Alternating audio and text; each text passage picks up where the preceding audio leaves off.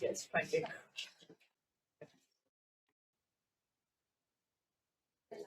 Can we speak about cars? Yes.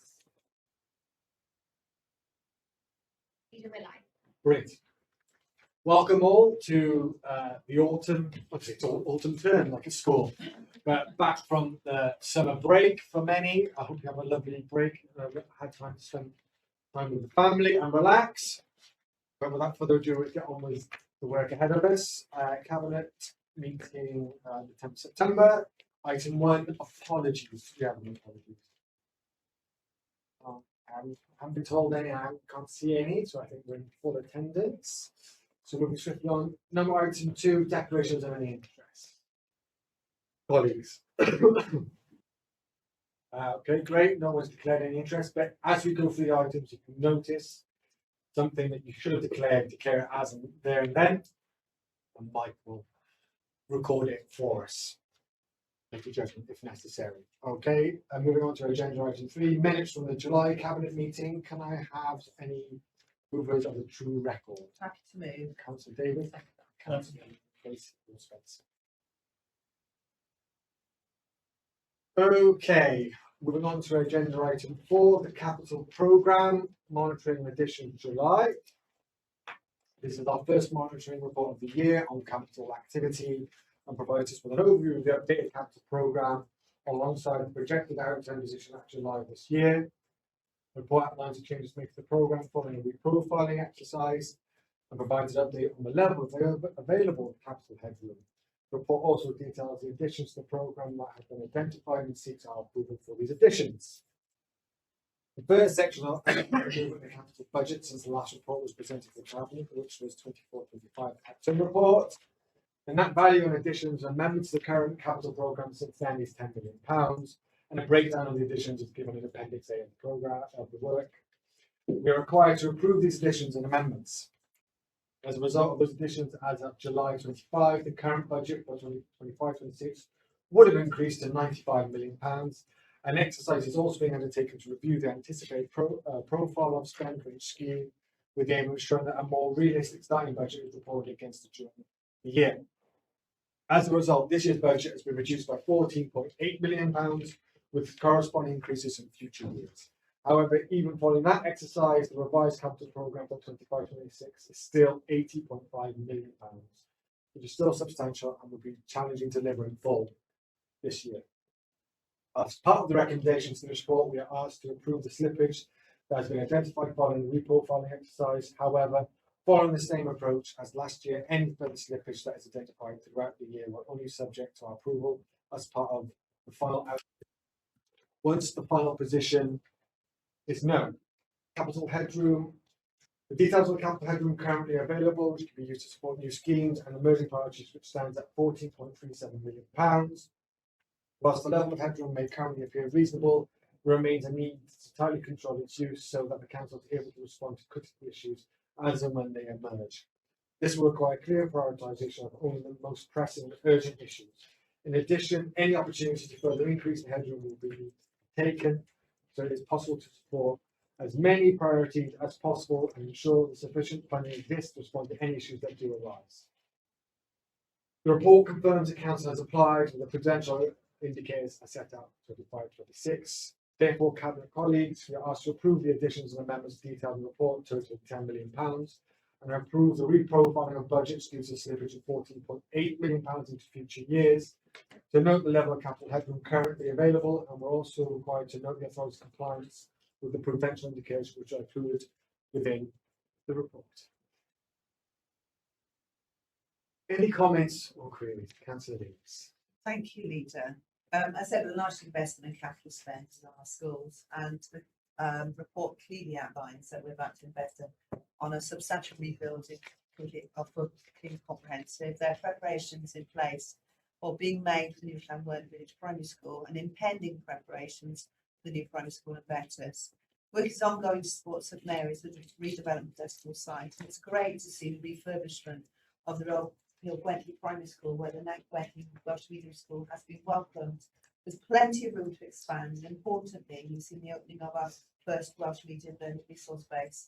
The Leader and I had the pleasure of visiting the school on the last day of term at the end of the summer. And what a phenomenal school, and what a fabulous head teacher and staff. We were really blown away. What was especially pleasing was the ongoing work with local community engagement, and this is rapidly evolving, and it was the provision of space, so it was a very welcome feature. These are our plans for the next few years, all with the same purpose: improving provision, enabling opportunity, and importantly, improving outcomes for all our children in Newport. Thank you, Councillor Davis. Any other comments, colleagues? As Councillor Davis quite rightly points out, the extent of our capital programme is directed towards new schools across the city, which is badly needed given our population growth, particularly under 16 demographics. So this investment is a necessity. Councillor Dan. Yeah, just for the record, I just want to support Councillor Davis' statement there, and for the record as well, just want to declare that I am the ward councillor of Wembley, and I sit on the governing body as well for Wembley Primary School. It's amazing to see investment in that area, particularly in schools, to level the playing field, bridge the gap in inequality, and it's a drop in the ocean. I'd like to see more investment, hopefully, so we can level the playing field even more. As most in need. Thank you, Councillor Dan. Any other comments, colleagues? No. It was fantastic to watch the visit Primary School. Fantastic facility, fantastic space, fantastic outdoor space for the children and for the wider community, which is essential for the Pilgrim area. And where we can, where finances allow, we'll always invest in our communities, particularly as well as other areas. Okay, can I have a proposal on the second bit? Happy to propose. Councillor Davis, Councillor Horsey. Okay, agenda item 5, the revenue budget monitoring report, still being grade. This report explains the current financial position of the council's revenue budget and the financial risks and opportunities that present themselves within July this year. This is the first revenue monitor that's presented to Cabinet this financial year. Against a net budget of £428 million, the July revenue monitoring position presents a 310k underspend when taking into account the contingency budget and temporary underspends in non-service areas. While this is just a broadly balanced position overall, it should be noted that service areas are collectively forecast to overspend by £5.2 million, excluding schools. This update provides confirmation that some of the known risks at the start of the year have materialised and caused significant overspends within social services, housing and communities and education. As anticipated, it is currently proving possible to offset service area overspends with general contingency and underspends with capital financing. Provide more details on the 310 forecast underspend position. 1. Significant pressure of £1.2 million overspend within housing and community service in relation to property related issues within the community's portfolio and subsidy shortfalls. 2. Increase in demand above average placement costs and increased transport costs with adults, non-residential and supported living services, and contributing a £2.6 million overspend. However, these overspends are partly offset by an underspend within the adults residential service. 3. Increased demand for out-of-area placements and lower occupancy in the children's in-house residential provisions is contributing a £5.5 million gross overspend, partially mitigated and reduced by £2 million via the use of one-off reserves and grant funding. 4. Increased demand to secure additional learning needs, local provision to avoid more costly out-of-area placements and contributing a further 806k overspend to your overall service position. 5. There are forecast underspends against non-service budgets, specifically the general contingency and capital financing. Savings in these areas, as set out within the report, are more than offsetting the net service overspend, resulting in a small over-underspend for the council, which explains the 310k. 6. This is anticipated shortfall against the delivery of 25-26 and prior year savings of almost 500k, and these shortfalls are part of the overall position being reported. It's important to note this is the first monitoring report of the financial year, and the position is likely to evolve. While some uncertainties have been clarified, such as national insurance funding and pay offices, risks remain around potential increase in demand for people-based services and the availability of in-year specific grants. As regards to schools, our school variances are managed by individual school balances. The overall underspend of 310k does not reflect our school's position. Schools are collectively forecasting an overspend against budget of £4.3 million, which would see balances reduced from 13.6 to 9.3 by the end of this financial year. Considering the level of recurring expenditure included within the 4.3 overspend, there's a risk of further schools entering a deficit position in future years. Robust monitoring will be required for the remainder of the year to ensure that schools plan for this risk and take the necessary steps to avoid this or minimise the impact. In relation to our reserves, the Cabinet has asked to approve several things. First, to create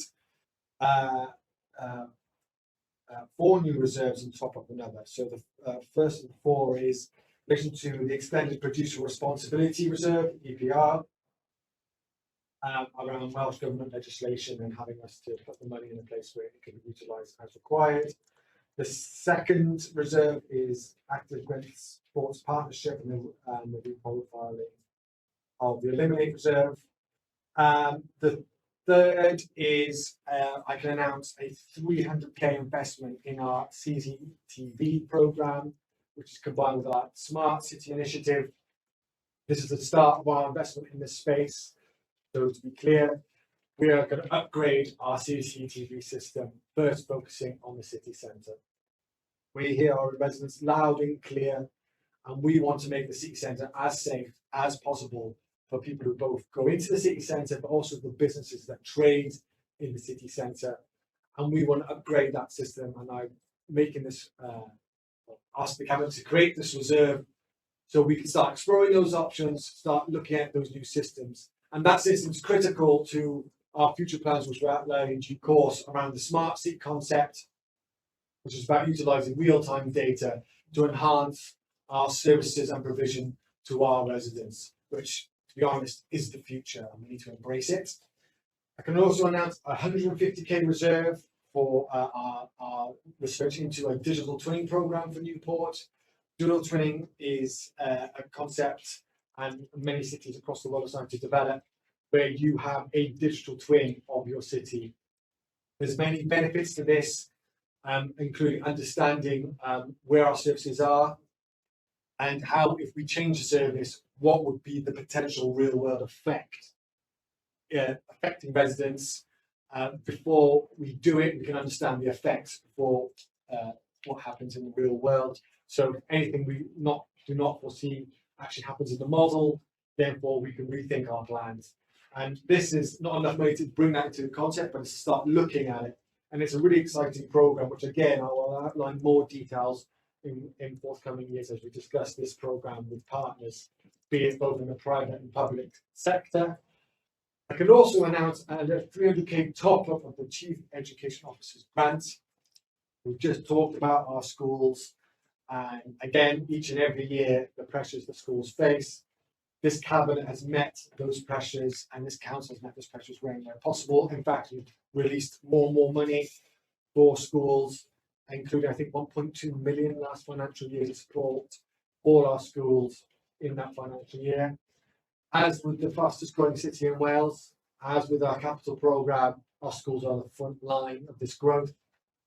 They are reflecting that, as are our housing, reflecting that growth, as are our social services as well. So it's no shock when you have such a surge in growth that these services will feel the pressure at the get-go. So I asked the Cabinet to consider these following proposals: the overall budget forecast outlined within this report, the overall current shortfall in delivery of 25-26 revenue budget savings, and for Cabinet to work hard with savings to deliver these savings. Note the overall position in relation to schools, acknowledging the risk that further individual deficits could emerge by the end of the financial year. Note the forecast movements in reserves. Outline, approve the recommendation to allocate funds to a new earmarked reserves, as set out in 4.5, 4.6 of this report, and what I've just outlined. And the reprofiling of our eliminate reserves, as set out in 4.7 of the report, whilst noting the risk of doing so. Note the risk identified throughout the report, and the head of finance's comments, such as illicit demand issues being faced, as I've just explained. It's not all doom, we're underspending, but we have to be vigilant.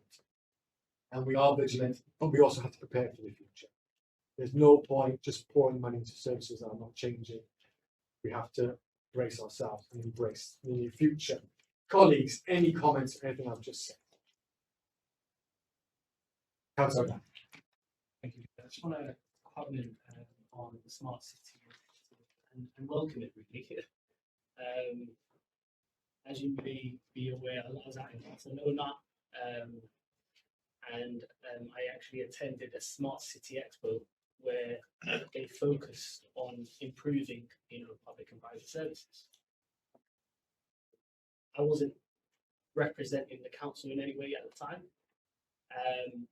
but I actually brought home some of the skills and and the knowledge as well, that was passed on to me. And I think there's a fear in changing, how we operate and investing in capital. The uncertainty around it. Is it going to work? What would the response be? The resistance as well. I think human beings, it's in our very nature. We don't like change. But it's important that we do change. But then, obviously, as you said, balance that with prudence as well, financial prudence. There's always an element of risk, isn't there, with change and investment. But I just want to conclude to say that, digitalisation of public services would give a lot more autonomy to the residents of Newport in how they function, how they operate, and it would also help, colleagues and officers as well in how they work. So let's embrace it. Thank you. Thank you, Councillor. Councillor Davis. Thank you very much. I'm very, very, very grateful for the additionality of the 300,000, which will support schools. We know exactly where that needs to be spent, and it reflects increasing numbers in our city. It reflects numbers of children with increasing additional learning needs, those with very specific special needs. And I'm grateful because it will make a difference. It really, really will. Thank you. No problem at all. Councillor Hughes. Thank you, Leader. I think share my colleagues' views on the smart city initiative. I think it's more than what it feels like on paper as well. I think we, as well as sort of the people of our city safe, I think it ties in with the city's plans for leading the way with new technology. And I think that's the message really, is that we're at the forefront of it across the board with digitalisation and new technology. I think that sends a clear message really to the wider sort of region that this is the place to be really if you're going to invest in that area, and that you're going to support the infrastructure really to make sure that it works. I think great initiative. Thank you, Councillor Hughes. Councillor Lacey. Thanks, Ian. Just to touch on the OPO perspective of children and adults, I think the last few months have been quite challenging, and we've had some really complex cases that have come to us on Friday, for example, that we have to look after the children that come into our service. And as I said, some of them can be quite complex and maybe need to get out of county placements, for example. But what is good to see is that the money being drawn for the Eliminate project down over the 1 year rather than the 2, because the officers, they're pushing ahead. There's some really amazing work going on within bringing our homes back up onto online purchasing of homes, and that's really where we're spending to save, and that's what that hopefully then that revenue will ease. Looking at the line, for example, to show the amount of pressure on the services, is if you look at the youth justice days, for example, forecast 532 days, and we can only afford currently 83. So that tells you the significant issues that we're seeing within the city, and I think that would be covered under Councillor Hughes and Councillor Spencer's profile, where we're seeing sort of issues with quality, a reoccurring issue then within the social services arena. And I think from my point of view, it's about the innovation that's going on within the social service sector, especially within the preventing youth justice side, to stop this at the floor before we even get there, and then that's how we start to see that revenue pressure easing, I think. So, but there's some similar to what Councillor Dan said, making those changes. It's a difficult service to change because it's a statutory service, we have to be there. But there's a lot of work going on within both adult and children's services to make those individual changes. Now, really heads down and trying to get it right for the most vulnerable, really. So just to acknowledge you and spend and appreciate the service. Yeah, it's well said, Councillor Lacey. And you know, many people don't see the great work your teams do, and some of it is harrowing, to be honest. And often the council's picking up pieces of people's lives and trying to help them where it can, and help particularly children in those circumstances. And it's a service that rarely gets discussed. It's a service that does vital work for society. And those pressures are real, but those lives are real as well. And it's a necessary investment. And I know it's overspending, but I know the team are always looking for ways to innovate. And I welcome that innovation, and we'll support them as much as we can on that journey. Colleagues, Councillor Clark. Yeah, I just literally want to come in. Just the good news about the 300,000 going towards the city centre and the CCTV side of the city centre. I think that's absolutely crucial. I think sort of myself, my cabinet colleagues and ward councillors, I know speak to businesses in the city centre day in, day out. We meet with them and we've got strong relationships with them. I think you can see that in the city centre and example somewhere like the Kingsway, which is now over 90% full. And also footfall going up, the events we're having, and how sort of Newport is certainly on the events map in the nation. But CCTV is also crucial. I mean, it's absolutely crucial with footfall going up. We also recognise that. So I think that investment will give reassurance to the residents, but also the business owners of Newport. That again, I think you made a point in the earlier agenda. We're listening. We're listening to our conversations, but we're not only listening, we're making things happen. Yeah, it takes time, but we're making things happen. So I think it's a good investment of £300,000. I think the residents and businesses will recognise that. Of course, you can have your negativity, and there'll be someone out there who will find a different view on this. But look for what it is. We are investing again in the city centre, and it shows the businesses, it shows the residents we believe in Newport, and we also believe that the majority of them do as well. So thanks for that investment. Thank you, Councillor Clark. Councillor Gorton. Hello, James just said everything I was going to say, really. You know, the investment in the city centre with the CCTV and the safety measures will be much appreciated by businesses who James and I speak to daily. So I'm really pleased to see this, and it's just going to show our commitment to the city centre and everything that's going on there. So thank you. Chief Executive. Thank you very much, Leader. Just in terms of, you've mentioned the overspends, obviously very specific areas of the organisation, and the fact that obviously at the moment some of those are being masked by non-service underspends. But just to reassure Cabinet that you've alluded to, Leader, that services that are impacted are very intensively working on how we mitigate those pressures, because if we can mitigate those as an authority, rather than concentrating our efforts on perhaps some of the smaller savings areas in the future, then that has got to be the way forward for us. So yeah, certainly Director of Social Services and the Head of Housing and Community, and also the Head of Service for Education, are working really hard on those very, very specific budget pressures to try and ensure that we avoid those both in year, but also for forthcoming years in terms of the budget setting as well. Thank you. Any other colleagues to make any comments? These investments aren't easy. The demand on public services is enormous. And I know people comment about doing this and doing that. This is about transforming how we operate. And Councillor Clark rightly alludes, as Councillor Dan and Councillor who talked about change and innovation. Let's be clear, that's not easy.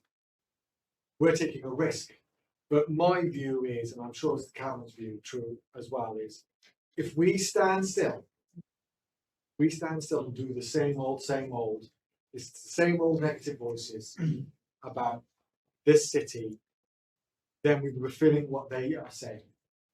We've got to embrace the future.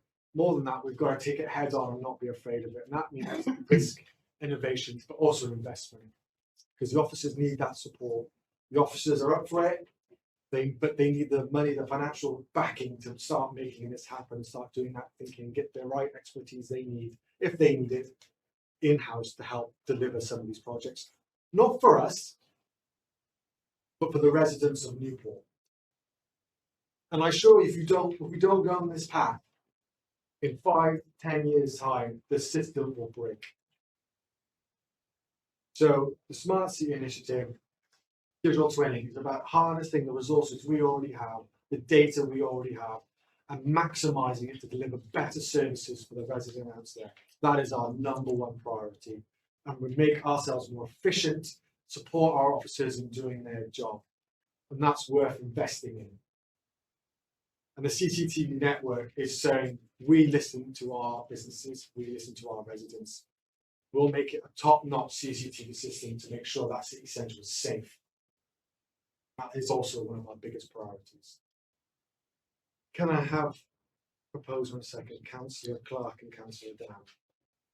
Thank you all. Item 6, the digital strategy. Still me. Neatly moving on from what we've just invested in, this is a report to update our digital strategy. The strategy is a key component of the delivery of the council's corporate plans and data-driven transformations, as I've just started to allude to. This report was presented in the Council Scrutiny Management Committee on the 24th of July this year. Digital technology is essential to delivering effective and efficient services for Newport City Council. The rapid development of artificial intelligence and automation technologies present major opportunities to make a positive difference to service delivery and to need to be embraced. The strategy has 4 themes, and the report outlines some key achievements. The local broadband fund project vastly improved residents, visitor and employee connectivity in 3 adult residential care buildings with electronic case recording, which is a big step forward. There is increased momentum automation in our services, most notably in housing communities where we need massive innovation and transformation given the demand. In temporary accommodation, housing benefit payments live, and the automation of the housing register to go live soon, I understand. The automation of taxi driver, DBS update checks has also gone live, as well as various opportunities being explored. We're further progressing artificial intelligence through Microsoft Copilot licenses increased across the organisation and aim to take advantage of facilities within Copilot chat, which is now a new feature within that programme. There's further progress on website redevelopment. I know we've done a lot of the phase 1 stuff and phase 2, but there's lots of other things still to do around the forms, making it more user friendly, making it easier for residents to do things and access services online. So that is ongoing work and commitment. So development in our digital comms and social media stuff, and it's important to communicate what we are doing so the public understand what's going on. Free public Wi-Fi in our community buildings, improving the staff's digital skills and awareness of digital accessibility. We're working collaboratively and regionally on our data platform across local authorities, particularly in the South East region. We continue to protect our data as much as we can from cyber and other threats through our cyber assessment framework completion. Talked about CCTV infrastructures, and we've increased the sensors already across the city centre to better understand our footfall and people's movements within the city centre.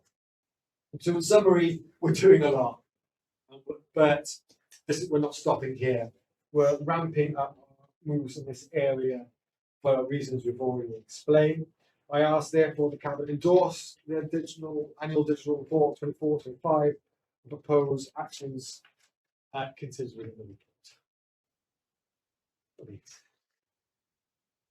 Councillor Davis. Thank you very much. I just wanted to know, as HR is within my portfolio, that it's worthwhile noting that Newport City Council, we are, as you quite rightly mentioned, we're taking this very seriously. But the need to ensure our staff are digitally informed and have access to training and opportunity is vital. It's absolutely imperative. So it's not just use of word, it's the understanding of the Microsoft 365 applications and how these can be used to improve presentation, and or importantly, how to reduce workload. Since 2024, there have been ongoing training programs. The latest step will be this month to launch a toolkit or a booklet on digital accessibility. Windows 11 has now been embedded across the authority, which enables access to the Microsoft 365 applications. And of course, an understanding of the use of AI. This is a game changer in so many ways, and it's important officers are given the right training to manage the use of the source. So it's a really important progressive way that we're moving forward. I'm really pleased that it's taken very seriously within this local authority. Thank you. Thank you, Councillor David. Councillor Lacey. Yeah, thanks, Leader. This is what really exciting, to be honest, especially data collaboration, because data is key, and having valid data, you can have data breaking the other junk, but having valid clean data, as you said, it's based on decision making, and you know, going up to a government level, policies are made based on data, and policy won't change. I'm thinking especially specifically, for example, in the ALN zone, ADHD, autism, it's changed based on solid data. Otherwise, nothing will happen. So it's really nice to see that we're going down that route as well. Obviously, from a data background myself, I think it's brilliant. But on a more human level, you know, the local broadband fund which has gone into our care homes, that's really important, be for people that are in our adult care homes to be able to communicate with their families easily, rather than, you know, dropping out and having these iPads that they can speak to their loved ones quite quickly. Is, you know, it's amazing. So that's really effective. But also as well, the artificial intelligence and assistive technology again in social care. You know, we want about this all the time. I just love it. I think when people listen about AI, it's not just something that we were to document or, you know, put something in. It is life changing for some people just to be able to switch a light on by telling Alexa to switch a light on. And I mean, I do that because I'm lazy. But let's be, you know, some people can't do that, and to have that button or just have that voice recognition, it again, I've said this before, it impacts on their liberty. So it's actually being able to do these things for yourself and not have somebody coming in to shut your curtains, to switch your lights off, to put your TV on. That's so amazing. But one, it's actually financially more beneficial for us as a council, or actually for that person to then be back looking after themselves, having a set of AI glasses that read your work or tell, you know, it's game changing. So I think it's not just about the techie side of things, it's really that human element of it. It's so good to see that we're investing heavily into it. It's great. Thank you. Thank you, Councillor Nathan. You know, I'm a self-confessed geek, so you know, we're doing the boring stuff, which is cleaning our data, making our systems more interoperable, because it's critical to progress this agenda forward. But you bring in the human level, and the human experience is our ultimate gain. So we're not doing this because it's a laugh. We're doing it because it improves lives and gives people more independence in their lives, which is what everyone wants. Anyone reasonable. Councillor Coyle, did you come online because you wanted to speak? Yeah, I just wanted to reference some of the work that we're doing around social media in the digital space and the importance of using our platforms to get correct information to residents. For example, late last month, there was an issue where some misinformation was spreading around. We put a post on the council's Facebook channels that was viewed by 120,000 people. So the power of using social media to reach people, to give them correct information when there's misinformation going around, is so important. But also it's great for sharing good news. So our posts about the outdoor cinema, for example, were viewed by 102,000 people. Our change in our strategy for social media and digital communications is really paying off, and we're reaching millions of people now every year, whereas before we weren't. So it's really worth, you know, the effort of the officers, and I thank them all for all their hard work with it. Thank you, Councillor Paul. It's a very important point. Colleagues, Councillor Paul. Thank you, Peter. I wanted to mention the crematorium microsite as a welcome development. This will lead to improved management and improved record keeping. In the past, we've had paper-based systems, and this can lead to errors. Sometimes these errors don't come to light for many years later, and cause problems that is in no way the fault of current employees. It's a piece of paper that got lost maybe 10 years ago or something. So digitising our record is really important. So I welcome this new IT system with improved accuracy and efficiency. Exactly. Digitalisation is important. Councillor Hughes. I think it's really important to recognise what Councillor Davis as well. I think when you look at the communities, we know that there are lots of people in our communities who are afraid every time we mention the word digital and technology and moving on. I think it's really important to recognise the part of the report here really that sort of says, you know, we get that and we're focusing on improving that accessibility for the people underrepresented and digitally excluded. And I think that part of the report is quite important as well, that, you know, that we won't forget those people. And the technology has huge ways. I've seen it in the social services area, especially. It has huge ways of improving people's quality of life. So I think that there are really exciting things to look forward to. It's just to give that reassurance as well that, you know, the people that feel the anxiety that they won't come on that journey, that will help them. It's a very good point, well made. Councillor Howes. Yeah, I just wanted to make a similar point really, which was, you know, that these are important advancements, digital advancements, but we're going to keep the humanity, aren't we? You know, this isn't a case of replacing all the people with robots. This is just making sure that we can manage things more efficiently so that the right person can be at the right end of the phone and not wasting their time doing something else that AI could easily be doing for them instead. So, you know, I think it is just about, we're going to keep that humanity. From an infrastructure perspective, for example, I think in the long run, it's going to mean that we can sort of keep residents a bit more up to date on the smaller matters, like if some double yellows have gone in, you know, hopefully we can almost in real time let people know. So it's all those little things, and it's actually going to result in more communication and more humanity and more connection. I think that's really important. Yeah, absolutely. And I also want just to build on the point, Councillor Howes, about staff when they hear the word AI. This is not about replacing staff. This is about enhancing the tools available to staff to support them in their work. And if AI is going to replace areas of work, it's about skilling those staff, because in other areas where we need and give them and allow them to do the added valuation only a human being could do. So this is not about replacement. This is about enhancing all our staff as well as enhancing the city. So it's a good point well made, Councillor Howes. Any other comments? Councillor Spencer. I'm really happy because everybody. No, all I want to say is the word simplicity. Let's keep it simple for our residents. You know, I'm looking at spot right, go down there, and sometimes it can be a bit confusing. I've got used to it now, so I use it. But if you're not there for the first time, it can be a bit. So let's keep it simple for our residents. And if it's simple for our residents, it should be simple for our staff. 100%. No need to overcomplicate where we don't need to. Okay, any proposer on a second? So David and Councillor Hughes. Okay, agenda item 7, annual complement, comments and complaints. Tell me. This 5th annual report outlines how Newport City Council has managed compliments, comments and complaints during 24-25. It demonstrates our commitment to transparency, responsiveness and continuous improvement. The report was presented to the Governance Audit Committee where constructive feedback was received. Our key messages is we do welcome feedback. I've said this many a time. It's going to sound bizarre for a leader. I don't mind complaints. Also, I care about our services not meeting residents' expectations. But we need to know.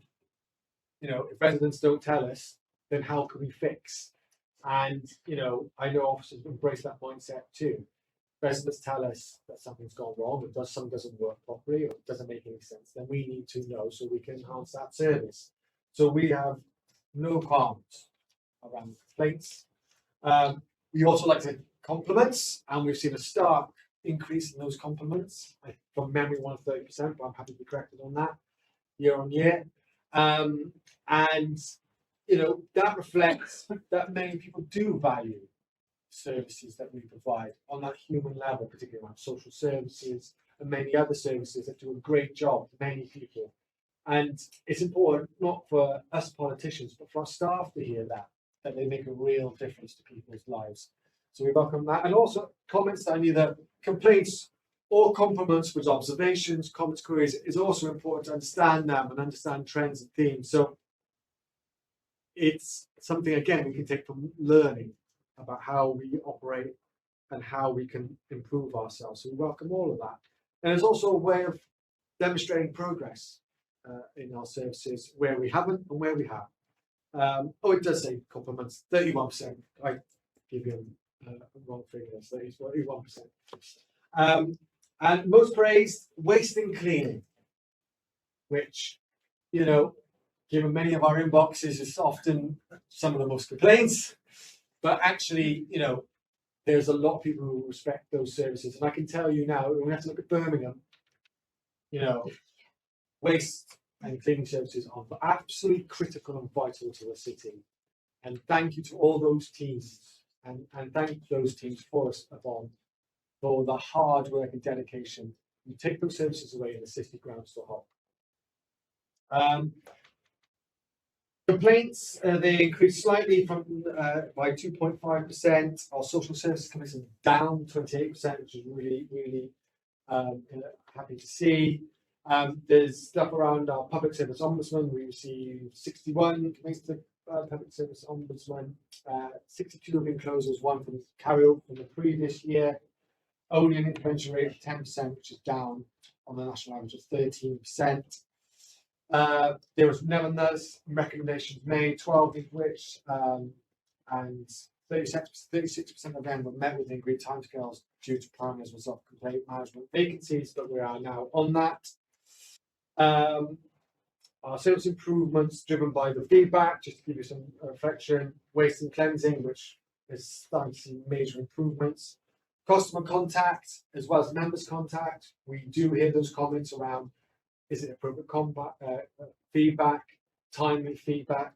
We hear those complaints, and we're looking into those systems. We're engaging in a huge transformation program, service by service, understanding, deep diving, understanding where we're failing, where we're doing well, what we need to remedy. Social services, sharpening our compassion, and when we engage with the services, it's important. I know staff, that's really important staff. Also, we've updated our unacceptable actions by customers, and ensuring that also customers and our residents treat our staff with respect, because they, at the end of the day, want to do well, and so it's appropriate residents engage in an appropriate manner with those staff. Looking forward, we're looking to increase understanding of those underrepresented in relation to those into compliments and complaints, which is usually from a digital platform. So that's focusing on the digital excluded groups, many of whom are in the older age bracket, improving our communication, our language, and enhancing our systems as outlined. So we made demonstrable progress in how we listen, how we learn from residents. This report reflects a maturing culture of transparency, responsiveness, and continuous improvement. Since I've come into post, you know transparency is my #1 thing. If we can put it out, it's appropriate to put it out, ideally with no GDPR issues or commercial sensitivity, put it out and let the public see it. I asked the Cabinet to endorse this comments, and complaints. 3 C's, can I call them 3 C's? To make things life a little bit easier, is that appropriate? You're going to tell me one. No. 24-25, support the proposed improvement actions for 25-26. Wanting to propose and second this. Councillor Dan and Councillor Forth. You want to make a comment? Sorry, make a comment. I got 3 comments that I'd like to make, if possible. Starting with waste collection. So each week, Waste Savers collects paper, glass, plastic, food, clothes, small electricals from all the properties in Newport, and every 3rd week we collect residual rubbish and garden waste. And given that there are around 60,000 properties in Newport, that's something like 400,000 possibilities to make a mistake every week.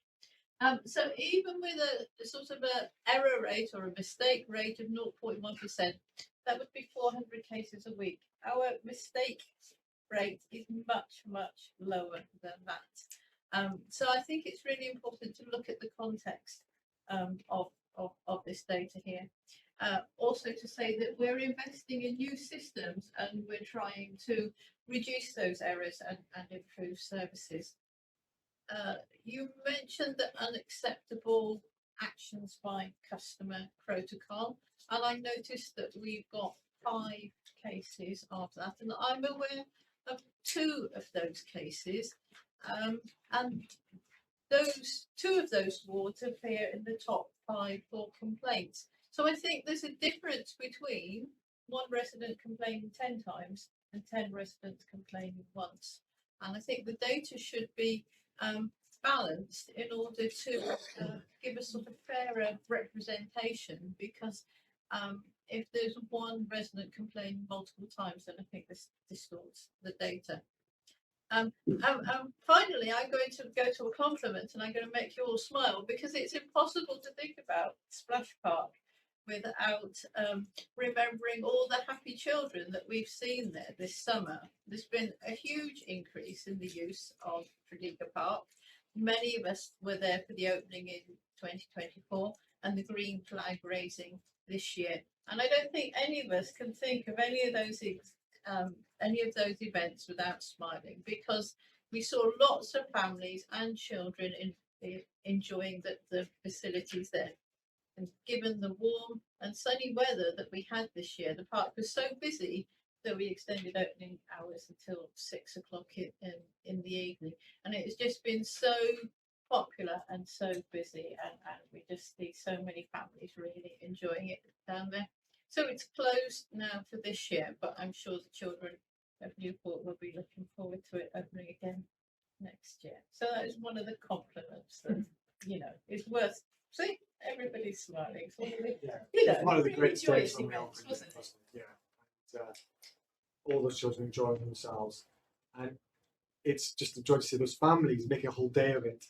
So enjoy themselves in the lovely summer we did actually have. Discounting the weather we just had at the moment, which is something just got brighter. Councillor Lacey.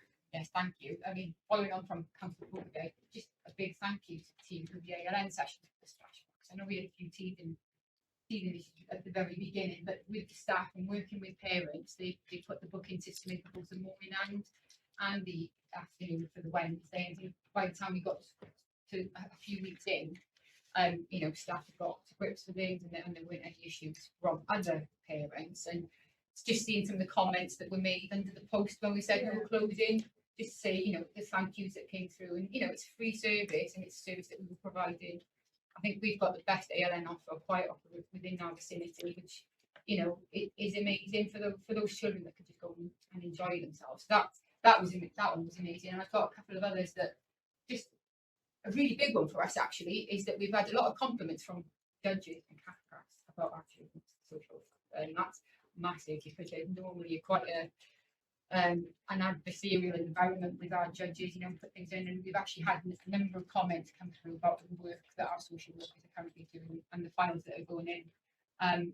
Comments and compliments actually about the care that our adults residential are providing, the care that they're providing, and again, you know, it's about, you know, if your mum or your partner is in a care home, you know, what more do you want than to say that they're being looked after as you at home? I think that's another thing. But one thing I wanted to mention, I was on the Youth Justice Board meeting on Friday, and we watched 2 videos from people that had gone through the Youth Justice Programme, and they obviously wouldn't have come through in the standard way, but the compliments from those 2 young adults that had gone through about the people, about the officer that had been working with them and led them through was so amazing. And I think one of them, you know, almost like sort of parental figures, and they were officers, and they've taken these two young adults that were on the brink, taken them through these systems, that they've got hope and they've got potential to work. And you know, just we always welcome complaints as well, because unless you get a complaint, you don't know how to correct something. I think, you know, it shouldn't be that we would hide from something. We need to know where we're going wrong, but I think sometimes we, you know, really need to scream on top that how, in some of the most dire cases, how we do it right. And I think that's, you know, so proud of all the social services team. It's just amazing. Thank you. Well said, Councillor Lacey. Councillor Hughes. I'm going to add to your compliments figures, because I attended an event this morning with the Mayor and for a lovely little group called Prosecco and Pearls in Cyllideb, who raised a lot of money for local charity. And what was really lovely to hear were, they don't often get a mention, but our gardening teams in the city. I was used to this. Yeah. I'd just like to sort of thank Council Portsley, the gardening workers behind this. The rural gardens in particular in Cyllideb, which are very special to the town. The gardens are absolutely spectacular, and that was passed on by many residents this morning. So that's just going to add to the figures. Hopefully, I did tell them to add to the compliments they did, but just you know, they do make a difference. I think, you know, and, make a lot of people happy. I think the gardening team you've got, I think, they deserve a bit of credit as well for what they do. Awesome. Any other colleague? Okay, can I have a propose? I think Councillor Dan proposed, seconder. Brilliant, we're too efficient. Agenda item 8, Code of Corporate Governance. With everyone's lips. Newport City Council are responsible for ensuring its business is conducted in accordance with law and to the proper standards that public money safeguarded and properly accounted for. The Code of Corporate Governance sets out the Council's commitment to good governance, which is consistent with the principles of SIP and SOLAS framework. The Code of Corporate Governance, along with the Council's annual governance statement, demonstrates how we meet these requirements. I ask this Council to consider and approve and adopt an updated version of the Code of Corporate Governance. Does anyone disagree with that? My proposer and second. Councillor Davis, Councillor Lacey. Okay, agenda item 9, community parenting strategy. Councillor Laura. Thank you.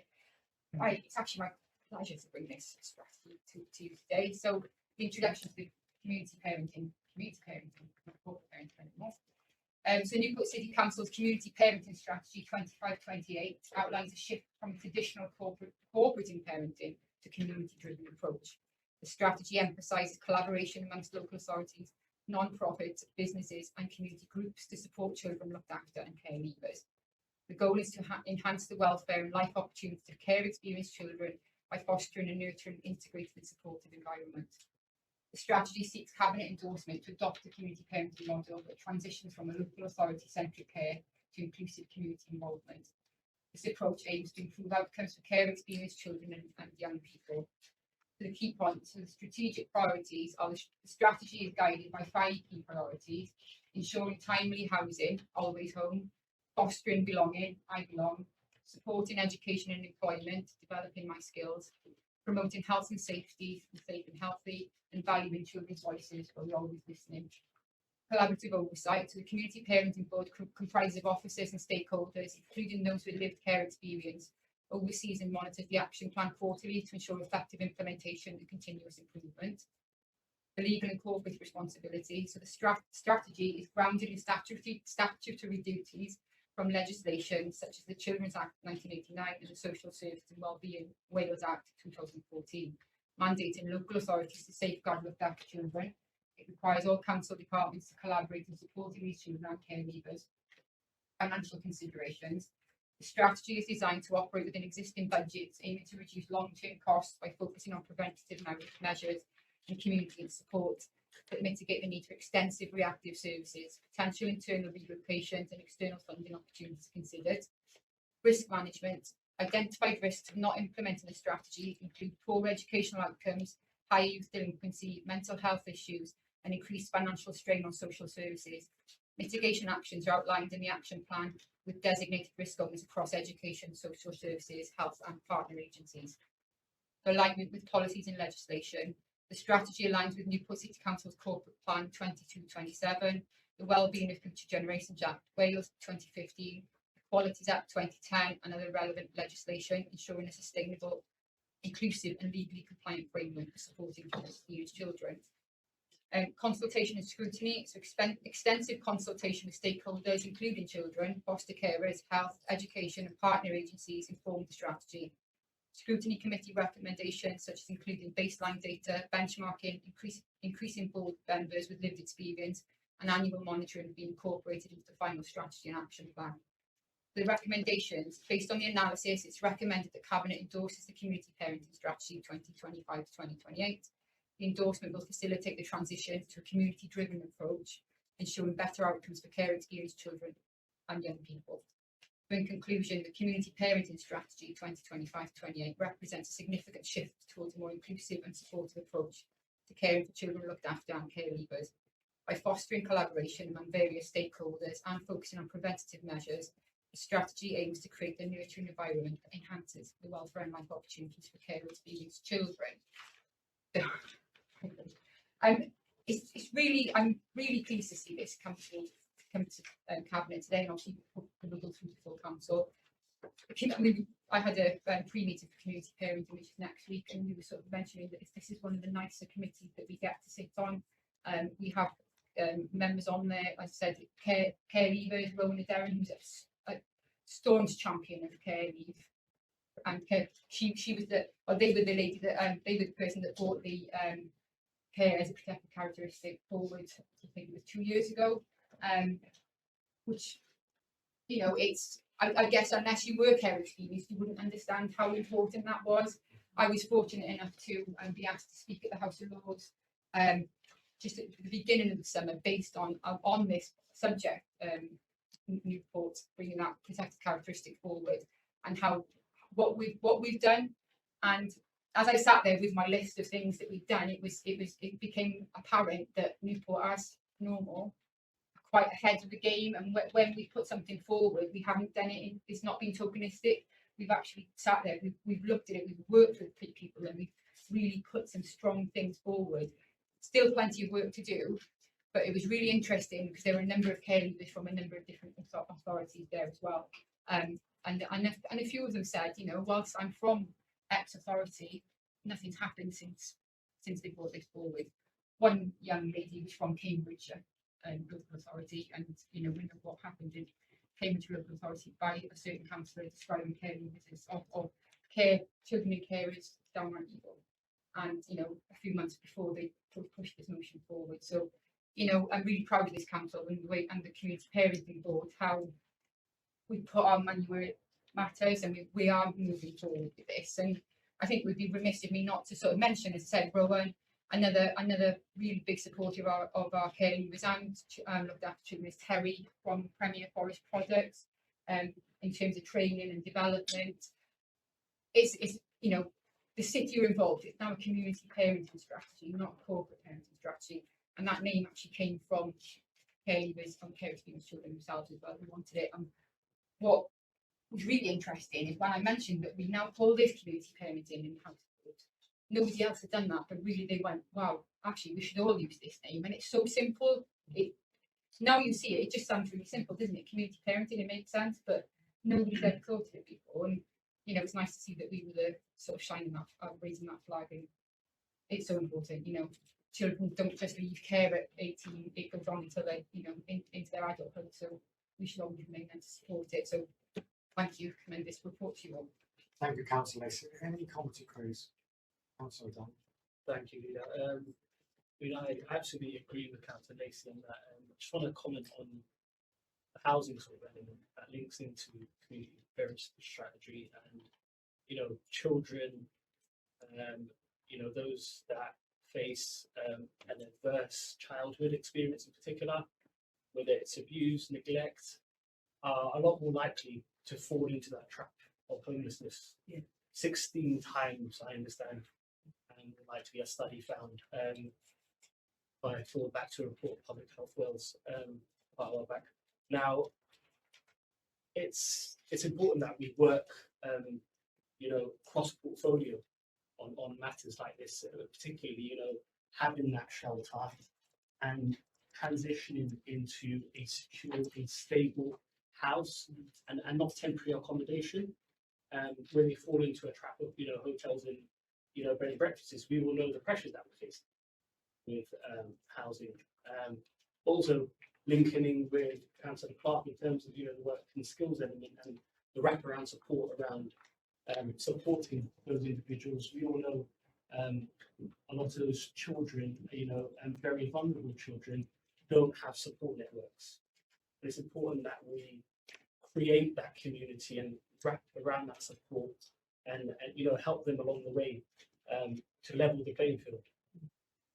Thank you. Thank you, and you're quite right to highlight the point of we need to make sure we don't silo them. And this agenda, as well as many other agendas, where it's appropriate for our teams and ourselves to speak and coordinate to make sure we get maximum impact. That's a very good point. Councillor Davis. Thank you. First of all, I want to commend your team on the presentation of the strategy. It's so accessible, not just beautifully presented, it's accessible, and that means it can be looked at and understood by those children who are looked after, and they can see it's about them and for them, and it actually is there, it's been written to make a difference to their lives.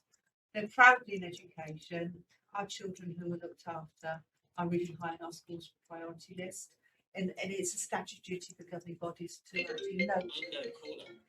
Sorry, I saw it wrong side. It's a statutory duty for every governing body to be fully aware of how many children are looked after within school. But it's also incumbent on schools to go and above and make a difference in those children's lives, and that not specifically per child per se, but to be reported back to governing bodies what action has been taken to make a difference, to ensure there's a quality provision, and actually those children who are looked after have that opportunity to take the next step, and actually being able to have this accessibility to education. It really, really makes a difference that those children are at the forefront every single teacher's mind when they step into a classroom every single day. And I know that our schools embrace that. Thank you, Councillor Davis. Absolutely. Councillor Hughes.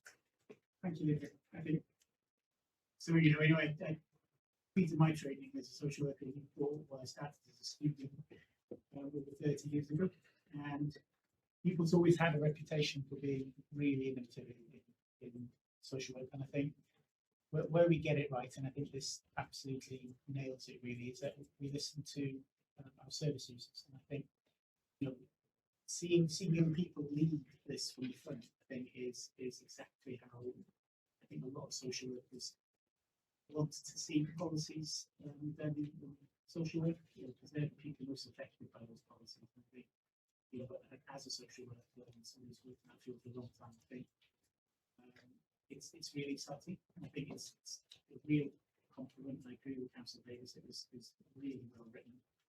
And I think, you know, it'll be at the front of how hopefully how social workers work in the future with young people. I think they're absolutely right. I think it's not. We've worked in the corporate responsibility role for a long time. I think it's a city-wide, it's a community-wide, and it's everybody's responsibility to make sure these young people get the support that they need, not just through childhood, but into adulthood. And I think, you know, really, really lucky. It's a really great report. Summarise about myself. Colleagues, comments? Councillor Hughes quite right points, emphasise yourself about users and experienced people who've gone through the system and understand it, want to give back and led and driven it, and so that's a really important point to highlight. But I'm going to embarrass you slightly as well. The work you've done, Councillor Lacey, in this space, in creating that environment and enabling that to happen. Don't underestimate. I and I know the rest of the cabinet. Thank you for your hard work for creating that environment and for driving this forward.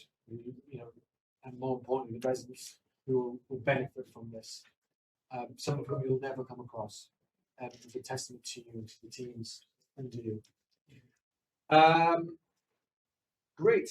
I have a proposer and a seconder, Councillor Hughes and Councillor Knapp. Okay, agenda item 10, school reorganisation proposal, amalgamation of Melbourne and Monitro. I know this ain't me. Councillor Deborah Davis. Thank you very much. Early this year, the council launched a school reorganisation proposal to amalgamate Melbourne Primary and Mono Primary School into a single three-formatary primary school with effect from September 2026, and subsequently to relocate the amalgamated school to a new building on the current Millbrook Primary School site. This proposal has been undertaken in accordance with Welsh Government Statutory School Organisation Code and commenced with a 6-week period of a formal consultation and stakeholder engagement. Following the end of the formal consultation period, a consultation report was prepared and published.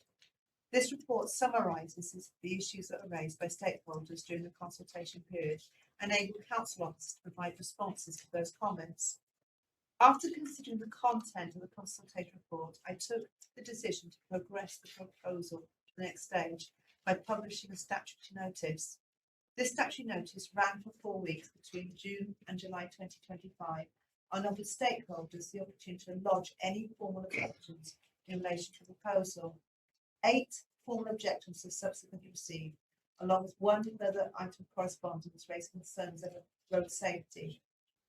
For completeness and transparency, this correspondence has been referenced in the required objection report.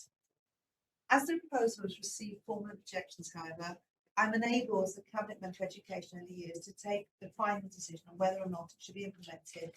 In such cases, final determination must be referred to yourselves as the Cabinet, acting as the local determination panel. The formal objections can be summarised under 6 specific categories, all of which are referenced in the Cabinet report and outlined in detail in the accompanying objection report. The objections and correspondence received are also included in the full appendix to the objection report. I am satisfied that officers provided suitable responses in relation to each of the objection points and maintain the view that the proposal that has been progressed is appropriate. This project will create a new 3-form entry school in a brand new net zero carbon building, benefiting the whole of Betty's community.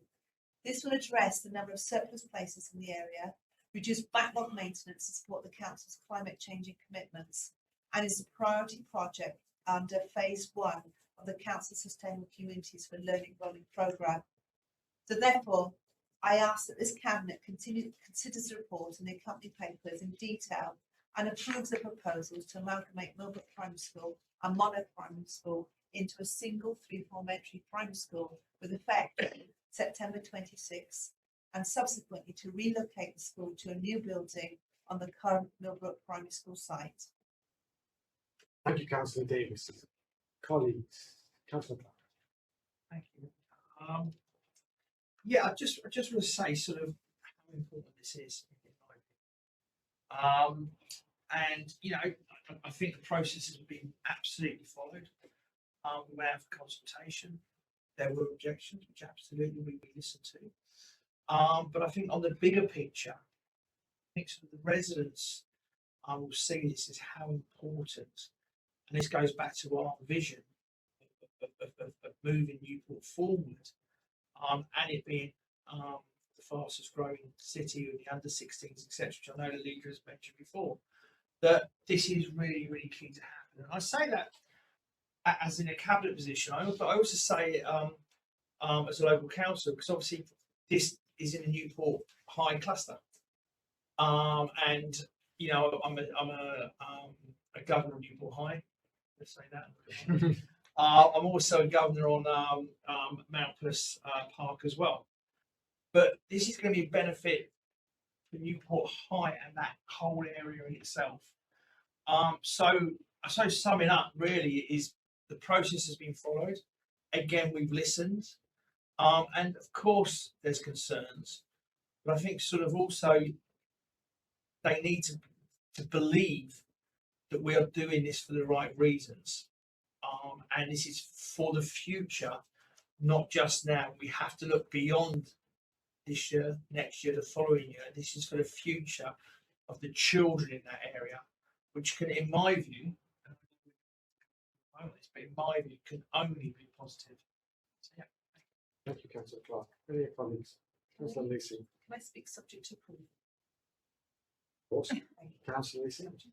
Yeah, just to really agree with what Councillor Clark has said. You know, we've seen a number of new build schools that have popped up in the last few years. Jubilee Park, for example, where my children were fortunate to go to the new school on the Whitehead Estate on Kilgwantley, and the difference in those buildings compared to, you know, the schools that were there previously or not there. You know, the learning environment for the children in Bettis, which of course, you know, is one of our most sort of deprived estates, is going to be phenomenal, and the learning outcomes from that school and having a building around them that is net zero, that has, you know, the facilities there, again, the same with Basel and you know, the new build and the outcomes that have changed so much for those pupils. And whilst it is right to acknowledge the objections that have been lodged and the responses that have gone back to them fully, I think it shouldn't be, you know, we shouldn't miss out on how what a difference being taught in that sort of environment will have on some of those more vulnerable people. So I, you know, fully support this. Councillor Davis. Do you want to do this first? Well, I want to say something. We believe in the people of Betis, and this investment is showing that we believe the children of Betis deserve the very best start in life. And tackling inequality is a top priority for us. And if we don't invest in infrastructure for the community of Betis and to those children, what are we here for? So, on that note, I have a proposal seconded from this Councillor Clark, Councillor Howells. It's approved. Do you wish to speak? Yes, I do. I'm really, really grateful for support for going ahead and building the school because it's life changing for those children in Betis. Those children, those residents in Betis often feel left behind. They feel they live in an outlier to Newport as a city, and they feel forgotten. This is a game changer. This is actually going to build a school that actually is 21st century. It's going to be a school that has provision from naught to adulthood, because it's going to actually provide a flying start provision in there. That's the intention. Community focused schools. It's not just about the education from 9 to 5. It's also about support preschool, but it's also about those sport facilities that will be within that school, and that be accessible to the whole of the community. It'll be really, really top-notch sport facilities, which will not just promote health and well-being, but provide opportunities for those children to achieve their aspiration, achieve their dreams, and go on to be great sports people if they so wish to be. But that's also about the point about education in a school that is absolutely 21st century. It improves outcomes, improves opportunities, and it's a game changer. And I'm really, really, really proud of the fact that it is, again, it's out of a bonfire, massive fire, the school collapse, rises of Phoenix. It's a game changer, a massive opportunity for Betis, and it's something that we all be incredibly proud of. Thank you. Thank you, Councillor Davis. Agenda item 11, work programme. Please move acceptance of the work programme. Yes, Councillor Clark, Councillor Davis, and I know before we conclude the meeting, Councillor Davis wishes to say something. Thank you, Linda. I wanted to remind Cabinet and the general public and remind people that today is International Suicide Prevention Day today, and I'm really proud of the fact that I'm informed that the clock tower will be lit up this evening. A death by suicide is devastating to all those who are affected, and 1 in 4 of us have had suicidal thoughts at any one time. And it's known that in the UK, every 90 minutes, someone commits suicide. I think it's affected many of us in Wales very recently with the loss of Helen Davis. I've been working in Cyfarfod very, very recently because of the by-election that's been called there, and I've been speaking to residents. And the impact of that one suicide is profound, but the impact for all of us, I think many of us are affected by suicide. I think most of us know of someone who's committed suicide at one point in their life at some time. But the point is, if you think that someone is suicidal, you need to take action. You need to interrupt their thoughts, and you show them that you care. And that's the message for today, that we take action, we can potentially prevent suicide. It's so hard and it's so difficult, but it's important that we recognise that today is a day when we all can take action and think about what we can actually do to prevent that loss of life, because that impacts so many people. I also want to commend and thank the response we get from our Samaritans. They work incredibly hard, very particularly our team in Newport. They're phenomenal, and they're very often the last voice and the last individual that someone who determines to take their life. That's the last voice and last person that we've spoken to. Those people go in bravely every single day, 24 hours a week, 24 hours a day, 7 days a week. There's someone on hand to speak to and support those individuals and try to prevent them taking that next step. And to raise awareness even further, if someone has suicidal thoughts today, just reach out, talk to someone. If you want to talk to Samaritans, they're eminently available, always available. On the number is 116123. I don't know if anyone else wants to share any comments as well. Absolutely, thank you for highlighting that and the help available. Councillor Dan. It's a very sensitive topic. I think it's a topic that we should all openly speak about. You know, it's mental health, we're talking about well-being. We recently heard the passing of our Senate colleague, David, which I'd like to pass on my condolences to his family and close friends.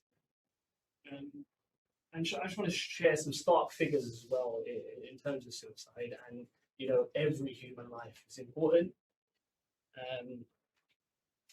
However, there are nuances as well, you know, which is important, I think, to highlight in terms of male suicide, for instance, in comparison to, say, females. For instance, just looking at ONS figures, male suicide in Wales 2023, we're looking at 22% per 100,000 compared to female suicide rate of 6.3 per 100,000. You know, a contrasting stark figure. And I think it's really important as well that we highlight, you know, mental health as a whole, but also encourage as well both, you know, men and women to speak up, to speak to a neighbour if they feel down, to speak to a close friend, to share those thoughts. So, you know, charities can intervene, you know, their support networks can intervene at the right time and save that precious life. Thank you. It's quite right, so Councillor Dan, every life is precious to help them if we can. Thank you on that somber note. Thank you for the attendance and for today. And now I'll speak to us.